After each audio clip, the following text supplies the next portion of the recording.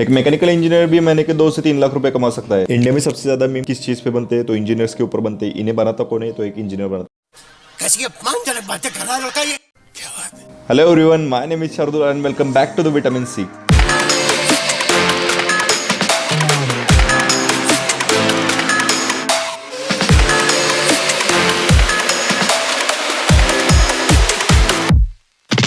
Today I will tell you about the graduate in marine engineering. We'll cover this video in 7 different chapters. So first chapter is the joining process, second chapter is the eligibility criteria. In third chapter I will tell you what is the fee structure for the GME courses.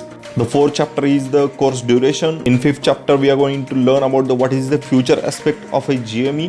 In sixth chapter I will tell you how many institutes are there, those are providing the GME.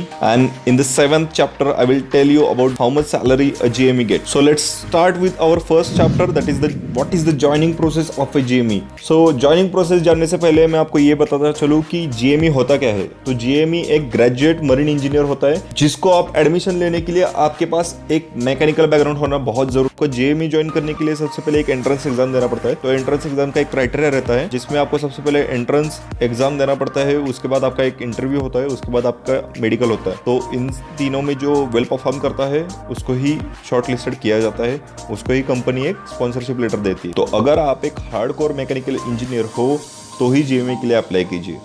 अगर आप GME करना चाहते हो तो सबसे पहले mind में एक बात आप तय कर लो, कोई भी शिपिंग कंपनी अगर आपको स्पॉन्सरशिप प्रोवाइड करती है तभी आप GME कोर्स कीजिए। तो GME करने के लिए बहुत सारी कंपनियां स्पॉन्सरशिप देती है, जैसे स्कॉर्पियन ले लो, आप V-Ships ले लो। आपको बस नेट पे जाके सर्च करना है कि how many companies are there those are providing the sponsorship for the GME। तो GME करने के लिए आपको सबसे पहले स्पॉन्सरशिप का एंट्रेंस एग्जाम देना पड़ेगा, उसके बाद इंस्टीट्यूट का एग्जाम देना पड़ेगा। तो एंट्रेंस एग्जाम में कौन से सवाल पूछे जाते हैं? एंट्रेंस एग्जाम में सबसे पहले आपको जनरल अवेयरनेस के बारे में पता होना चाहिए, उसके बाद आपको बेसिक आइडिया होनी चाहिए what is the mechanical engineering. उसी के साथ साथ आपको ये भी पता होना चाहिए कि what is the marine engineering, क्योंकि जब भी आप GME पास आउट होंगे तो आपकी पोस्ट ऑन शिप एक ट्रेनिंग मरीन इंजीनियर होती है। उसके बाद आपको अपने इंग्लिश वोकेबलरी पे भी थोड़ा सा ध्यान देना होगा। इंग्लिश का भी एक सेपरेट सेक्शन होता है एंट्रेंस एग्जाम में। तो आपको मैकेनिकल से रिलेटेड कौन से टॉपिक पूछे जा सकते हैं? तो एयर कंडीशनिंग हो गया, रेफ्रिजरेशन, उसके बाद heat exchanger, basic electricals, pumps. So let's start the second chapter, that is the eligibility criteria for the GME। तो सबसे पहले आपको ये पता होना चाहिए कि जो भी GME के लिए अप्लाई करना चाहता है उसकी एज 28 ईयर्स से भी नीचे होनी चाहिए। जी हाँ, कोर्स अटेंड करने के टाइम पे आपकी age max to max 28 year चाहिए। उसके बाद आपके फाइनल ईयर्स में आपके मिनिमम 50% मार्क्स चाहिए। पूरा एग्रीगेट नहीं बोल रहा हूँ, only in the last year you have to get the 50%। Your course must have to be completed within the 4 years। और एक क्राइटेरिया ऐसा है कि अगर आपके 6 से ज्यादा ATKT है, मतलब कि आपके बैकलॉग 6 से ज्यादा है, तो आप GME के लिए अप्लाई नहीं कर सकते।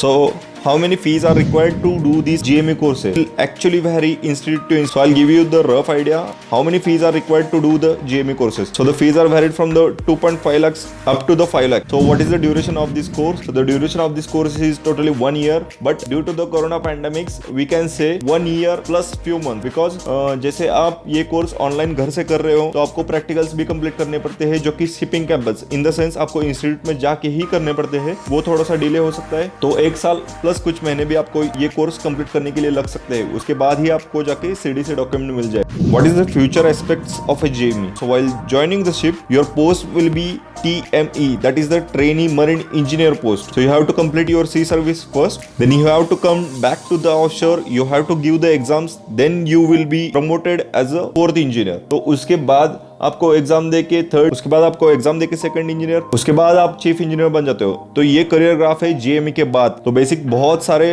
स्टूडेंट्स है कि बहुत कंफ्यूज्ड है कि GME करे या ना करे। तो GME जरूर कीजिएगा, लेकिन अगर आपके पास स्पॉन्सरशिप लेटर है तो ही GME कीजिएगा। बहुत सारे इंस्टीट्यूट ऐसे हैं जो आपको ये बोलते हैं कि आप कोर्स कर लो, हमारे यहाँ पे 100% प्लेसमेंट मिलता है, हमारे यहाँ पे 100% स्पॉन्सरशिप है। तो प्लीज ऐसी बातें मत सुनिएगा। अगर आपके पास स्पॉन्सरशिप लेटर है तभी आप GME के लिए अप्लाई कीजिएगा। और एक बात मुझे ये कहनी थी, अगर आप ये सोच रहे हो कि GME ऐसे ही मैं टाइम पास के लिए कर लेता हूँ, कुछ काम नहीं कर रहा हूँ 2-3 साल से, तो let's try to join the merchant navy, then I am very sorry for you my friend. But मैं आपको एक बात ये बताता चलूँ कि मर्चेंट नेवी एक टाइम पास वाला जॉब नहीं है। अगर आप मैकेनिकल इंजीनियरिंग या फिर मरीन इंजीनियरिंग में बहुत ज्यादा इंटरेस्टेड है तभी मर्चेंट नेवी ज्वाइन कीजिएगा। Which institutes are providing the GME courses?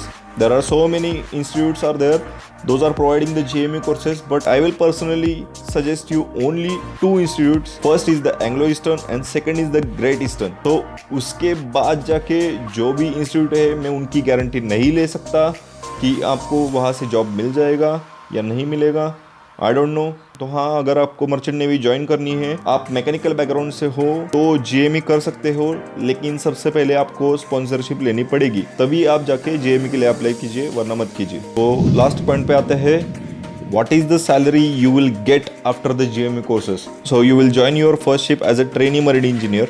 You will get around $450 to the $550. Yes, क्योंकि आप एक ट्रेनी हो, आपको इससे ज़्यादा सैलरी नहीं प्रोवाइड की जाती मर्चेंट नेवी में। लेकिन जब भी आप आपका सी सर्विस कंप्लीट कर लेते हो और उसके बाद ऑफ शोर में जाके आप एग्ज़ाम देते हो, फोर्थ इंजीनियर बन जाते हो, तो आपकी सैलरी अराउंड $1,400 टू द $2,100 तक हो जाती है। इसलिए मैं कह रहा था कि एक मैकेनिकल इंजीनियर आराम से 2 से 3 लाख मंथली कमा सकता है। But there are few guys those are confused how to join GME and what is the salary expectation, what is the fees. So this video is basically for them. आपका confusion दूर हो जाए, यही बहुत है।